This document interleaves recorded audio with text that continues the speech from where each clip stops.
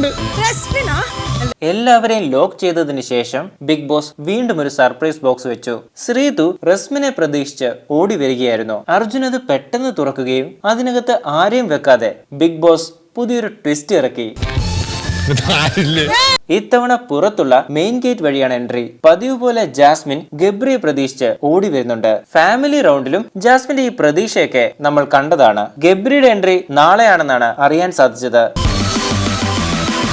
ഈ Mickey mouse ആയിട്ട് കളിക്കുന്ന ആളെ കണ്ടാൽ അറിയില്ലേ അത് പൂജയാണെന്ന്. പൂജയ്ക്ക് അവിടെ ഉള്ളവരിൽ അഭിഷേകിനെ വലിയ ഇഷ്ടമാണ്. പൂജയും സിബിനും ഒരുമിച്ച് വന്നിരുന്നതിൽ നല്ലതായിരുന്നു. പക്ഷെ സിബിൻ തിരിച്ചു കയറുന്നില്ലെന്നാണ് നമുക്ക് കിട്ടിയിട്ടുള്ള റിപ്പോർട്ടുകൾ. ജാൻമണി പൊട്ടിച്ച പോലെ പൂജ ബോംബൊന്നും പൊട്ടിക്കത്തില്ല. പക്ഷേ പൂജ ജാസ്മിനെ വിളിച്ചിരുത്തി അവരുടെ കോംബോ പുറത്ത് നെഗറ്റീവ് ആണെന്നും അത് നേരിടാൻ തയ്യാറായിരിക്കണമെന്നും പറയുമായിരിക്കും. പൂജ വന്നതിന് ശേഷം ഉച്ച കഴിഞ്ഞ് ശ്രീരേഖയുടെ എൻട്രി ഉണ്ടാവും. ശ്രീരേഖ ജിൻഡോയുമായിട്ട് കുറെ നേരം ഇരുന്ന് സംസാരിക്കുമായിരിക്കും. പുറത്ത് നിങ്ങളുടെ പ്ലാൻ വർക്കൗട്ട് ആയിട്ടുണ്ടെന്ന് ജിൻഡോയോട് പറയുമായിരിക്കും.